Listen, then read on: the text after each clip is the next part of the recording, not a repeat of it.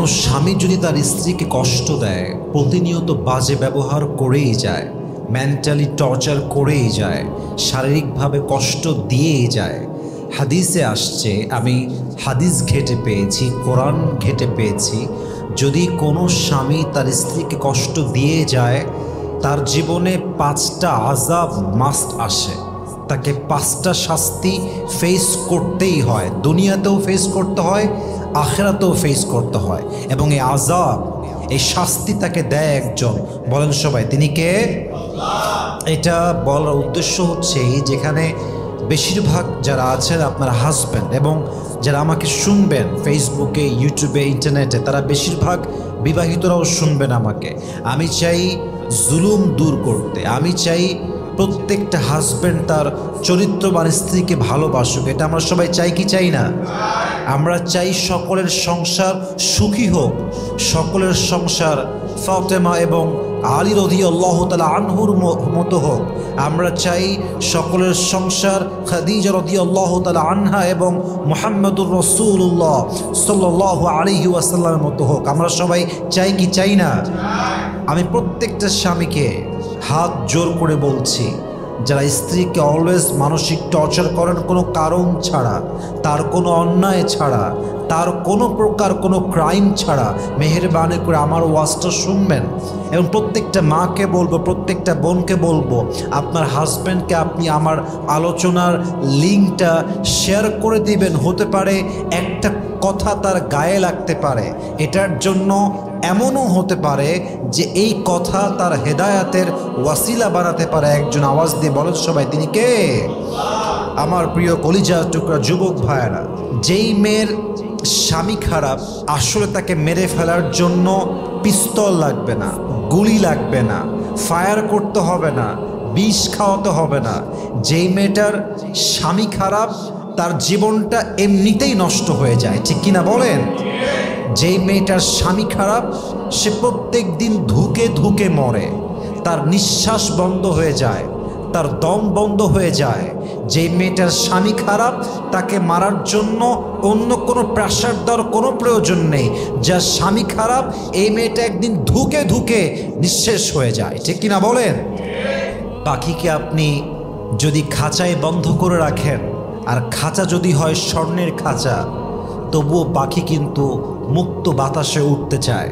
যদি আপনার বউকে আপনি ডুপ্লেক্স ফ্ল্যাটে রাখেন, দামি শাড়ি দেন, গহনা দেন, আইফোন 16 প্রো ম্যাক্স দেন, ঢাকার গুলশানের সবচাইতে মোস্ট এক্সপেন্সিভ রেস্টুরেন্টে গিয়ে ট্রিট দেন, কিন্তু তাকে আপনি মানসিক শান্তি না দেন, তাকে আপনি রেসপেক্ট না করেন, তাকে আপনি কেয়ার না করেন, তাকে আপনি সম্মান না করেন, তাকে আপনি যত্ন না করেন, যতই ভালোবাসা আপনি দেখান না কেন, যদি আপনি দিন শেষে কষ্টই দেন, ওই ডুপ্লেক্স ফ্ল্যাট দিয়ে আর টাকা দিয়ে, আইফোন দিয়ে আপনার বইয়ের মনকে জয় করা যাবে না, ঠিক কিনা বলেন?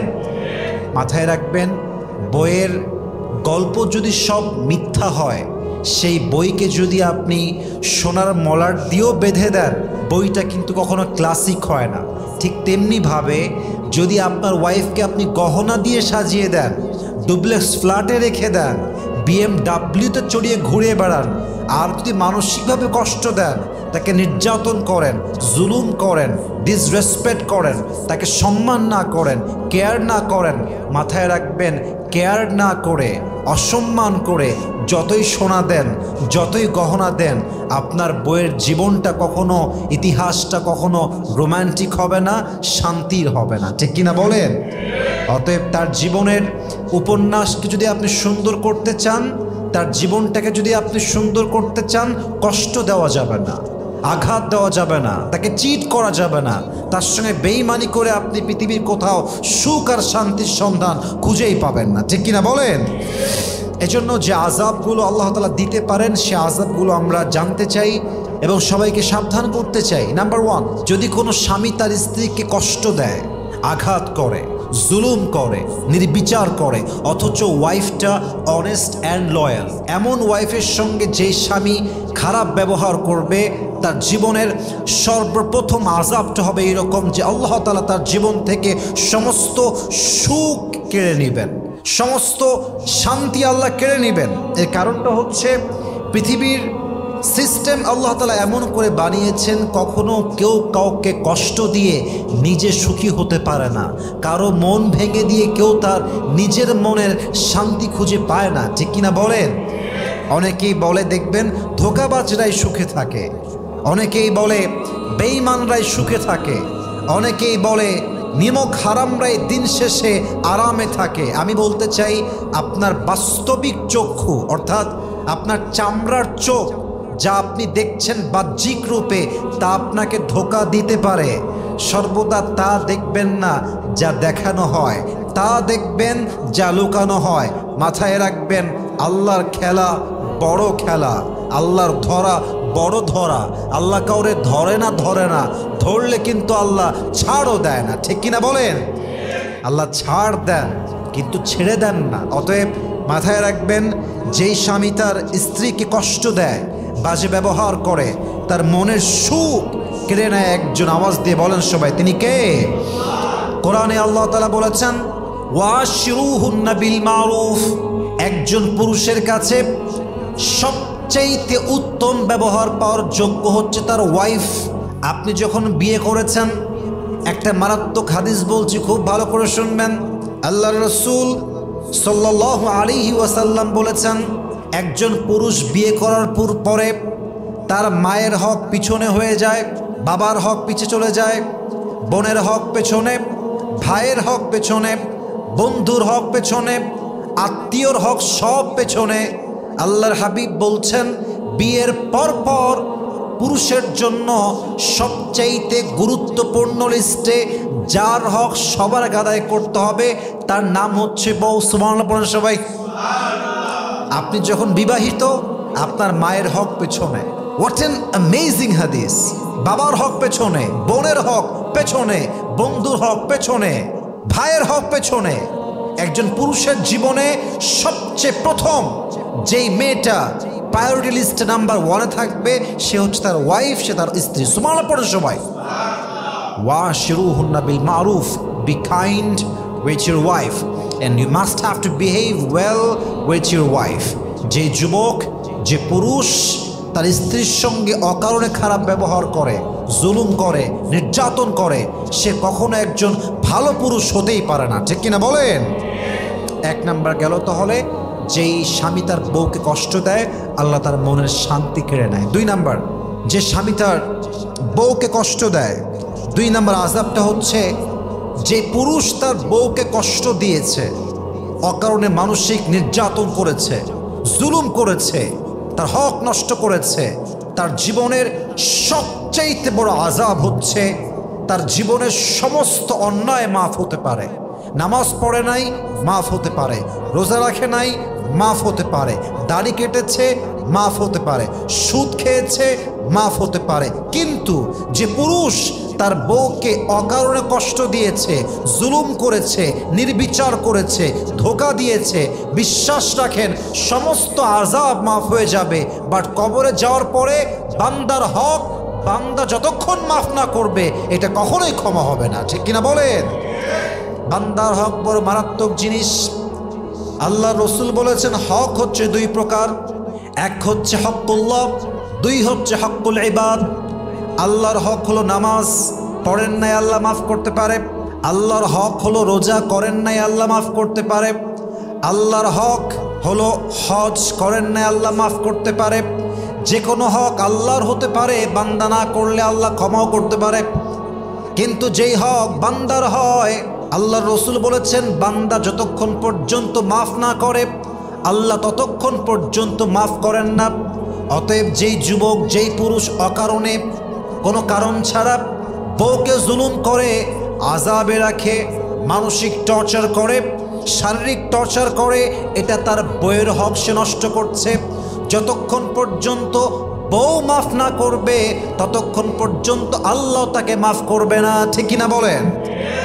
মাফ এটা বান্দার উপর ডিপেন্ড করছে, কারণ you have destroyed the rights of servant. আপনি একজন বান্দার হক নষ্ট করেছেন। অতএব মাথায় রাখবেন, বউকে কষ্ট দিলে আপনার যতই আমল থাকুক, যতই রোজা হোক, যতই হজ হোক, দাড়ি হোক, জুব্বা হোক, টুপি হোক, বইয়ের হক নষ্ট করেছেন, কবরে যাওয়ার পর দেখবেন সব নিয়ে গিয়েছেন, সব মাটি। আল্লাহ বলবে তোর বউয়ের কাছে ক্ষমা চাস নাই তুই, তোর বউ যেহেতু মাফ করে নাই তোর জন্য আল্লাহর জান্নাত হারাম হয়ে গিয়েছে। ঠিক কিনা বলেন? বুঝে শুনে চরিত্রবান স্ত্রীর সঙ্গে খারাপ ব্যবহার করার পূর্বে, অনেস্ট অ্যান্ড লয়াল ওয়াইফের সঙ্গে খারাপ ব্যবহার করার পূর্বে think about it, 100 Times think about it. 100 বার ভাববেন। আল্লাহ আমাদের সবাইকে বোঝার তৌফিক দান করুক, পড়েন সবাই আমিন। মাথায় রাখবেন ব্যাপারটা হচ্ছে এইরকম যে কেউ আপনাকে আগুনে পুড়িয়ে দিয়েছে, আগুনে আপনার দেহটা জ্বলে ছারখার হয়ে গিয়েছে এবং আপনাকে আগুনে জ্বালা দেওয়ার পরে সে বলছে ভাই আই এম সো সরি, আমি মাফ চাই ভাই, আমাকে মাফ করবেন, পানি দিচ্ছি ভাই প্লিজ একটু স্টপ, থামেন। পানি দিল, ক্ষমা চাইল, যতই ক্ষমা চাক আগুনে যে আপনার দেহের চামড়াটা ঝলসে গেছে, এটা কি আগের মতো রূপে আর ফিরে আসতে পারবে যুবক ভাইয়েরা? হ্যাঁ, আপনি কষ্ট দিচ্ছেন, জুলুম করছেন, আপনি আপনার বউকে প্রত্যেক দিন ভাঙছেন।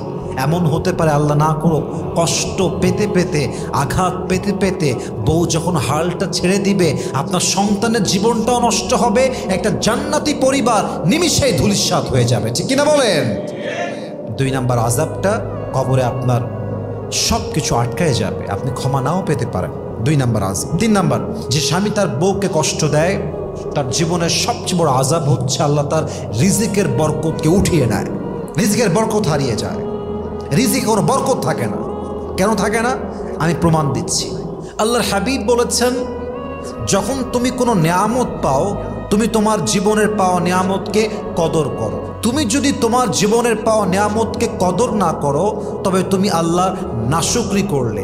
আর যেই বান্দা আল্লাহর নাশুকরি করে আল্লাহ তার জীবন থেকে নিয়ামতগুলোকে অচিরেই দূর করে দেয়। ঠিক কিনা বলেন?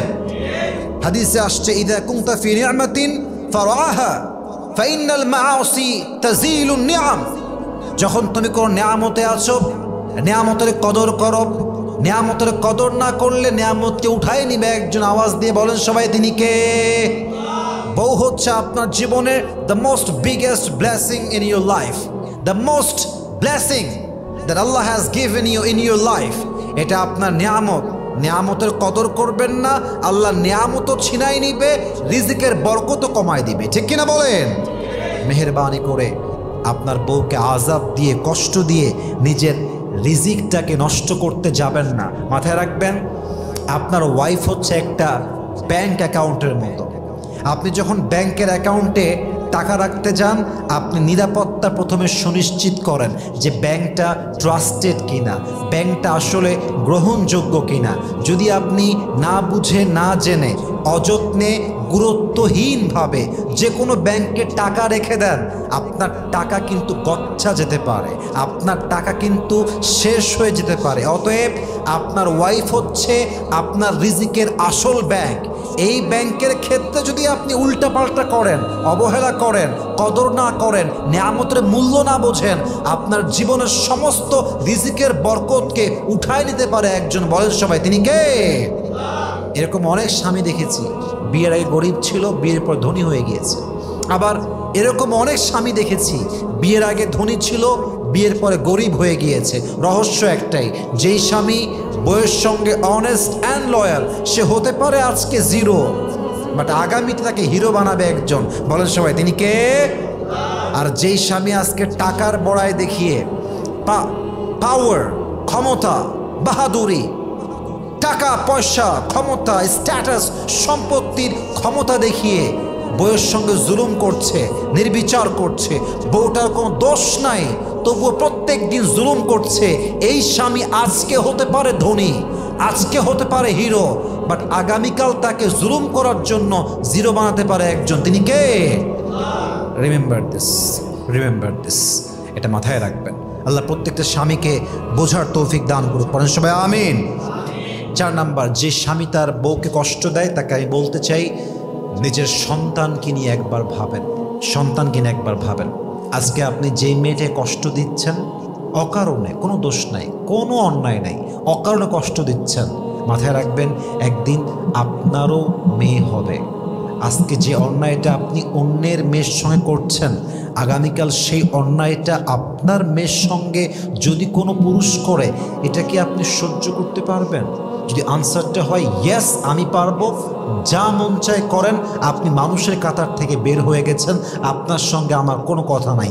আর যদি আনসার হয় no, I will never ever able to be tolerate this, এটা আমি সহ্য করব না যে কোনো পুরুষ আমার মেয়ের কলিজার টুকরা মেয়ের সঙ্গে জুলুম করবে, গায়ে হাত তুলবে, খারাপ ব্যবহার করবে, তাহলে মাথায় রাখতে হবে you are doing something wrong, you are on the wrong track, come back, turn back, ফিরে আসেন, তওবা করেন, আল্লাহর কাছে মাফ চান। তবে হ্যাঁ, একটা পয়েন্ট আমি না বলে পারছি না, and I am so sorry to mention this point. আমি জানি অনেক মেয়ের গায়ে লাগবে, অনেক মা রাগ করবেন, অনেক বোন আমার এই কথার উপরে খুব বেশি মাইন্ড করবেন, কিন্তু আমি বলতে বাধ্য হচ্ছি, আমি প্রত্যেকটা পুরুষের পার্সপেক্টিভ বলছি। আমি যদি আমার কথা বলি, শুধু আমি আমার কথা বললে ব্যক্তিকেন্দ্রিক হয়ে যাবে। আমি প্রত্যেকটা পুরুষের দৃষ্টিকোণ বলছি।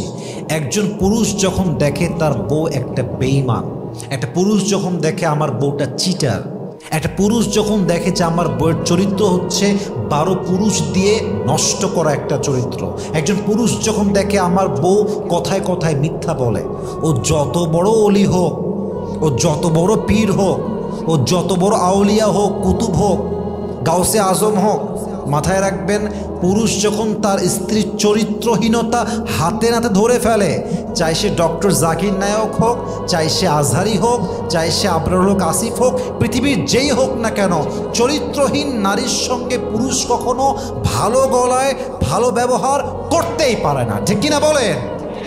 অতএব কথাটা বুঝতে হবে। চরিত্রবান বইয়ের কথা আমি বলেছি, আমি আদর্শবান বইয়ের কথা বলেছি, আমি সেই বইয়ের কথা বলেছি যেই বউটা চিটিং করে নাই, আমি সেই বইয়ের কথা বলেছি যেই বউটা বাটপারি করে নাই, আমি সেই বইয়ের কথা বলেছি যেই বউটা নিজেকে পবিত্র রেখেছে। অতএব মাথায় রাখবেন, আপনি আজকে বউকে জুলুম করছেন অথচ সে অনেস্ট অ্যান্ড লয়াল, একদিন কিন্তু আপনার সন্তান এই জুলুমের শিকার হতে পারে। আল্লাহ তাআলা কি বলছেন? ওয়ালিয়াখশাল্লাযীনা লাউ তারাকু মিন খালফিহিম যুররিয়াতান দিআফা, তারা ভয় করে তাদের সন্তানদের ভবিষ্যৎ নিয়ে, তারা আশঙ্কা করে এবং তারা দুর্বল সন্তান রেখে যেতে ভয় করে, আশঙ্কা করে। আল্লাহ বলছেন কেন আশঙ্কা করে? এমন হতে পারে যে আপনি এমন কোনো অন্যায় করেছেন যে অন্যায়ের বোঝাটা আপনার সন্তানকে টানতে হতে পারে আযাব হিসেবে। এজন্য মাথায় রাখতে হবে, যদি আপনার সন্তানকে আপনি কষ্টে দেখতে না চান, বউকে আপনি কষ্ট দিবেন না। আরেকটা বিষয় মাথায় রাখবেন, জাস্ট হাদিস না, জাস্ট কোরআন না, এমন একটা বিষয় যেটা ন্যাচার। আপনি আপনার সন্তানের সামনে বউর সঙ্গে খারাপ ব্যবহার করবেন, যদি সে পুরুষ হয়, সে বড় হয়ে যখন বিয়ে হবে ও তার বউয়ের সঙ্গে তাই করবে। আবার যদি আপনি আপনার বউয়ের সঙ্গে ভালো ব্যবহার করেন, আপনার ছেলে তাই শিখবে এবং বড় হয়ে সে তার বউয়ের সঙ্গে সবচেয়ে ভালো ব্যবহার করবে, ঠিক কিনা বলেন? আল্লাহ প্রত্যেকটা স্বামীকে বোঝার তৌফিক দান করুন, পড়েন সবাই আমিন। 5 নম্বর যে আযাবটা বলে আমি আমার লেকচারকে শেষ করতে চাই, যে স্বামী তার বউকে কষ্ট দেয়, প্রত্যেক দিন অবহেলা করে, যত্ন নেয় না, সম্মান করে না, এই গর্ভে, এই সংসারে কখনো আদর্শবান সন্তান আসবে না। এটা নিয়ম, এটা ন্যাচার। আপনি যেমন হবেন আপনার বউ তেমন হবে, আপনি যেমন হবেন আপনার স্বামী তেমন হবে, আপনি যেমন হবেন আপনার সন্তান তেমন হওয়ার সম্ভাবনায় বেশি। আল খাবিসাতু লিল খাবিসিনা ওয়াল খাবিসুনা লিল খাবিসাত ওয়াত তাইয়িবাতু লিত তাইয়িবিনা ওয়াত তাইয়িবুনা লিত তাইয়িবাত। Bad character people, they will have bad character people. Good character people, they will have good character people. If the man is pure, he will have pure wife. If the woman is pure, she will have pure man. যে যেমন তার বউ তেমন, যে যেমন তার স্বামী তেমন, যে যেমন তার সন্তান তেমন, যে সন্তান যেমন তার বাপ তেমন। এটাই হচ্ছে পৃথিবীর ন্যাচার। খুবই কম সংখ্যক জায়গায় ভিন্ন দেখা যায়। অতএব যদি আপনি একজন আদর্শবান সন্তান চান, আপনাকে আদর্শবান পিতা হতে হবে। আপনি আদর্শহীন পিতা হবেন, আপনার সন্তান কখনো আদর্শবান, চরিত্রবান, দিনদার সন্তান হতেই পারবে না, ঠিক কিনা বলেন? অতএব যদি আপনি আপনার সংসার জীবনে সুখী হতে চান, স্ত্রীর সঙ্গে ভালো ব্যবহার করেন, জুলুম করবেন না। আল্লাহ আপনার সমস্ত আমলকে স্টপ করে দিবে। আল্লাহ আপনার জীবনের সুখ কেড়ে নেবেন। আল্লাহ আপনার জীবনের বরকত উঠায় নেবেন। আল্লাহ আপনার সন্তানকে আযাব দিতে পারেন। আল্লাহ চাইলে আপনাকে ভালো সন্তান নাও দিতে পারেন। এজন্য প্রত্যেকটা হাজব্যান্ডকে with due respect, and I am being very humble about it, বিনয়ের সঙ্গে বলছি, যদি আপনার ওয়াইফ অনেস্ট হয়, লয়াল হয়, চরিত্রবান হয়, আদর্শবান হয়, পরকীয়া তো বহু দূরের কথা, এই বউকে এত ভালোবাসবেন, এত যত্ন করবেন যে যখন আপনি জান্নাতে যাওয়ার ক্ষেত্রে আটকে গেছেন, আল্লাহ বলছেন তোর জান্নাতে যাওয়ার জন্য বাবার সার্টিফিকেট নয়, মায়ের সার্টিফিকেট নয়, you have to take the certificate from your wife. তোকে তোর বইয়ের থেকে তোর চরিত্রের সার্টিফিকেট নিয়ে আসতে হবে। আপনি এত ভালোবাসবেন, এত আদর করবেন, এত যত্ন করবেন, এত দায়িত্ব পালন করবেন যে কিয়ামতের কঠিন দিনে আপনার বউ গৌরবে বলবে আমার স্বামীর চরিত্র যে ভালো, এটার সার্টিফিকেট আজকে আমি সবার সামনে স্ত্রী হয়ে দান করব। ঠিক কিনা বলেন? এতটাই রেসপন্সিবল হবেন, এতটাই দায়িত্বশীল হবেন, এতটাই ভালো ব্যবহার করবেন।